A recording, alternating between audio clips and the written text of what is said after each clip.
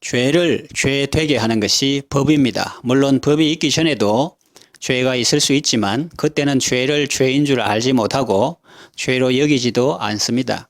전에 율법이 있기 전에는 죄는 죽고 내가 살았는데 이제 율법이 이름에 죄는 살고 나는 죽었습니다.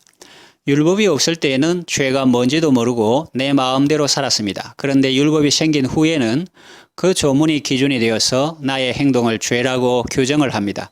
그래서 죄는 살고 나는 죽었다는 표현을 하는 것입니다. 하나님께서는 우리의 행복을 위하여 계명을 주셨습니다. 그런데 생명에 이르게 할 그 계명이 도리어 사망에 이르게 하는 것이 되었습니다. 그렇다고 율법 자체를 죄라고 할 수는 없습니다. 율법은 거룩한 것입니다.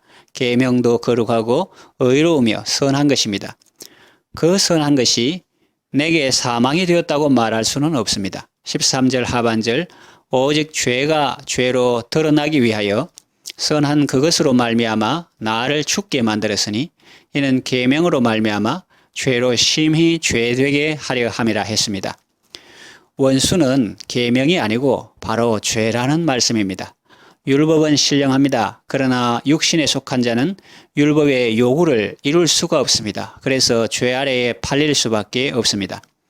가난한 서민이 어떻게 10,000달란트나 되는 빚을 갚을 수 있겠습니까? 빚을 다 갚지 못하면 결국 죽을 수밖에 없습니다. 이것이 바로 육신에 속한 자의 탄식입니다. 나는 육신에 속하여 죄 아래에 팔렸도다 했습니다.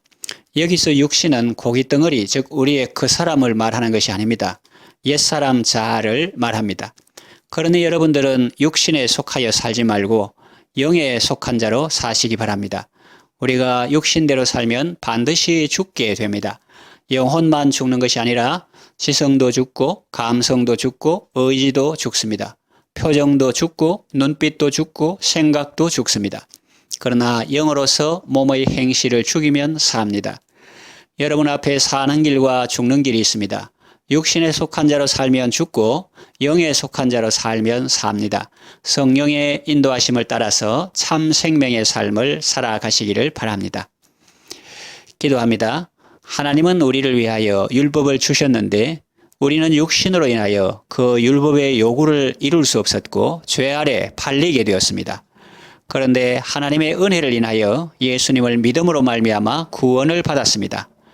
그러므로 이제는 육신에 속하여 살지 않고 영에 속한 자로 살게 하소서. 예수님의 이름으로 기도합니다. 아멘.